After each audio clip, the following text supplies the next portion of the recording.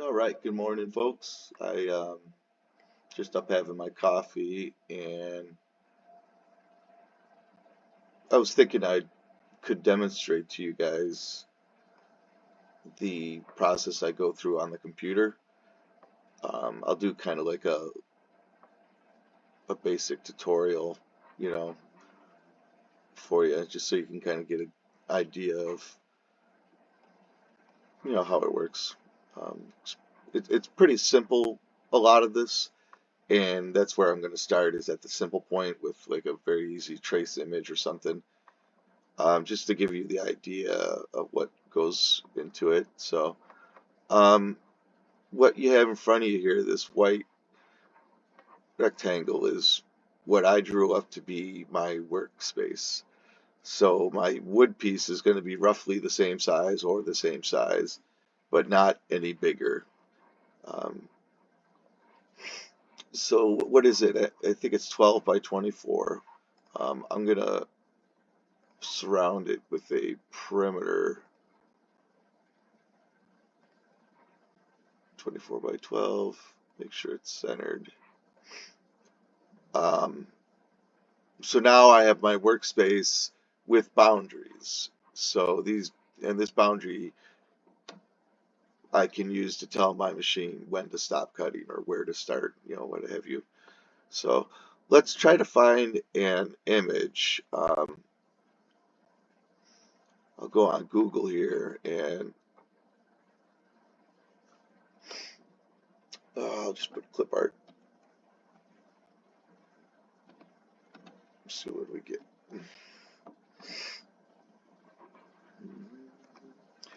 So we go into clip art. Oh, we'll do a penguin. I like that. It just popped right up. So I find my image. I go over to it, and however I get it, buy it, or maybe I have it on my computer. In this case, it's free.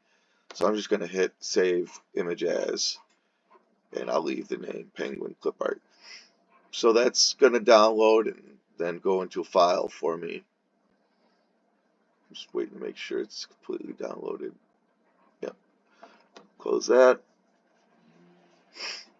So let's change something up real fast. If we're going to do that penguin, I'm going to rotate my size, and I'm going to be 24 tall and 12 wide. That will work better with the shape of the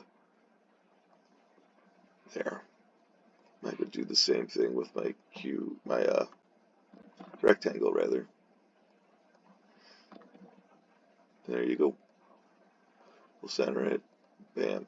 So the next thing I'd want to do is I want to bring that image over to the workspace. So there's various ways to do this. You could load the image in and in a model format and like do 3D and what have you. What we're going to do is we're just going to trace the image because it's a very basic image and I think it'll trace well. So the first thing I'll do is I'll click fit, and that just makes sure everything's lined up and all your project is on the screen. So we did that. The next thing we can adjust is the threshold, and this just says, how intense will the trace be. We'll leave it a little more than halfway. All the pieces are there, it looks good. So I'm going to trace image.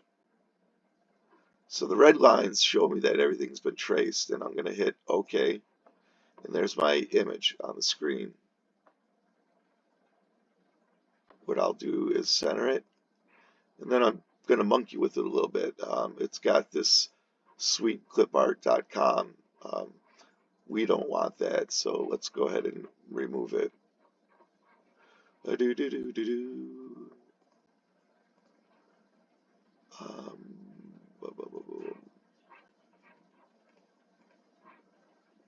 We'll ungroup the parts. I'll come back over here. I'll select just that, and then I'll just edit, cut, it gone.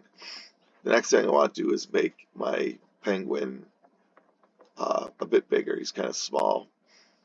So let's see. They got him at 11.8 tall. our restriction will be how wide we can go. So let's start there. Let's do 11 inches wide. That's pretty good. So there we have it. We got a penguin centered right in the middle where we want it.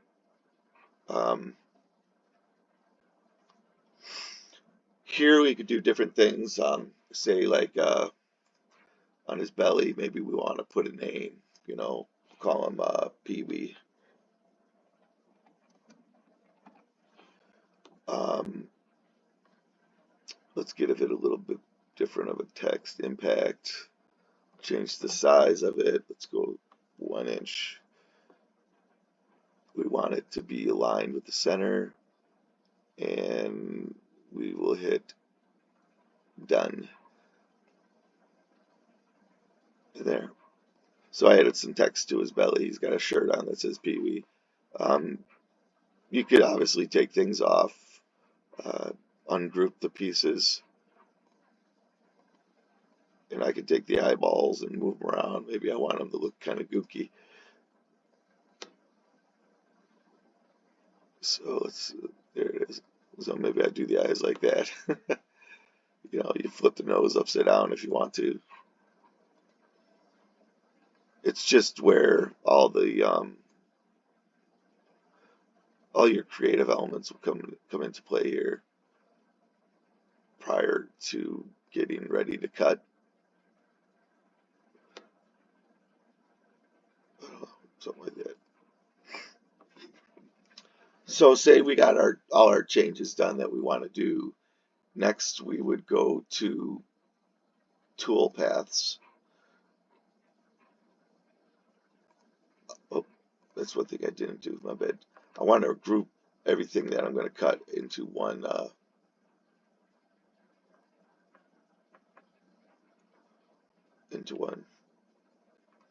Okay, there it is. I'll hit group vectors, and they're all grouped together. So tool paths, yeah. We can do a couple different things. We can do an advanced V-carve, which I think would probably be the best one to do.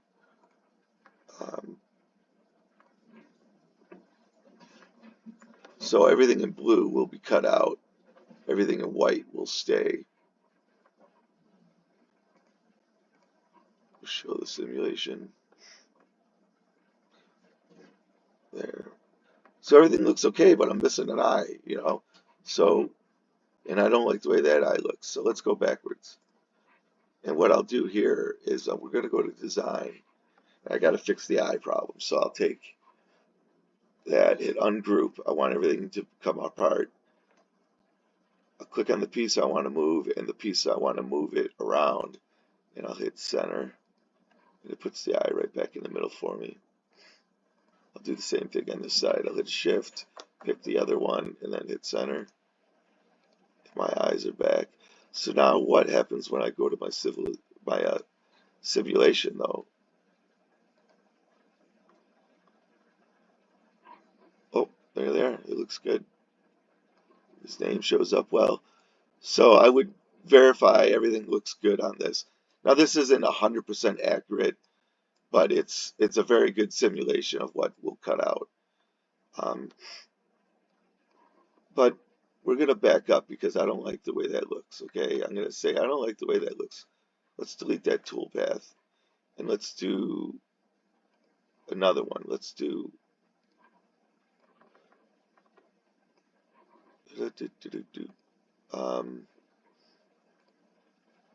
let's just do a regular V-carve and see what we get from that.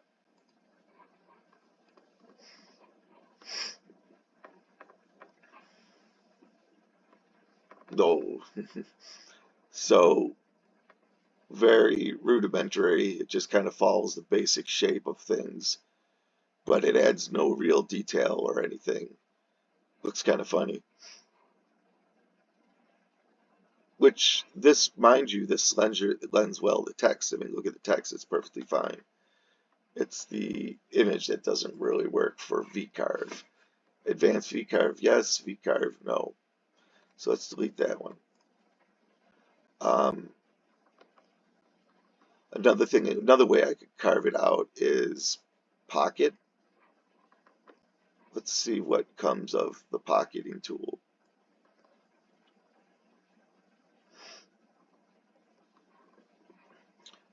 Very similar to the V-carve. Probably the only difference is with the pocket tool path, I use a straight up and down bit, and it makes a straight up and down cut. The V-carve cuts with a 60, 90, 30 degree, 45 degree, so they'll all be pitched out, whereas with the pocket cut, nothing has any angle on it, straight up and down. And I'll show you the V-carve real fast.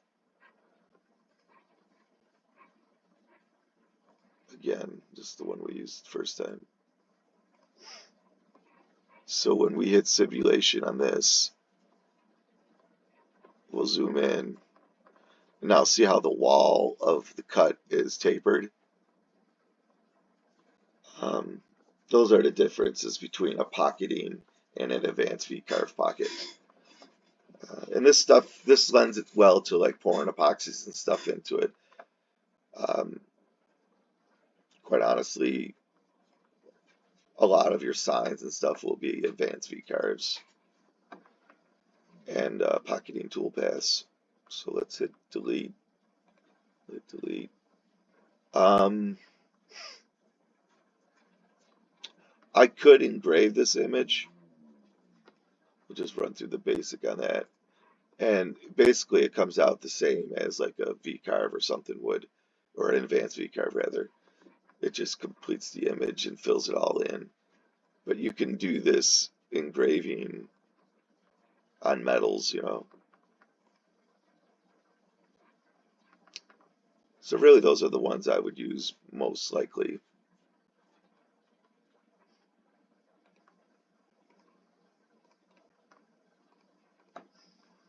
But that's once you create the tool paths, you're nearly done.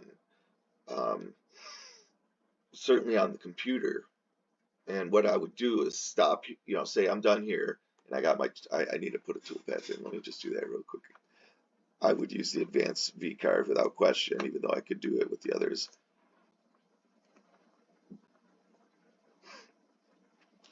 So from this point here, I would save the file, and I would come over here to connect to cutter, and I would connect my machine to the cutter, upload the file, and then the machine kind of takes it from there. I do a few steps to get the machine prepped, but after that the machine takes over and it begins cutting for you. So pretty short synopsis of like this is a very basic easy cut.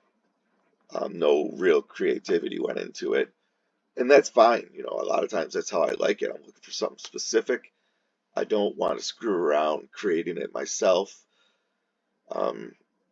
So if somebody has it out there in the World Wide Web and they're willing to give it up for free or even pay, my better models I pay for, but an image like this was just a free clip art image that, you know, off some website. But I hope it gave you a general idea of what has to be done.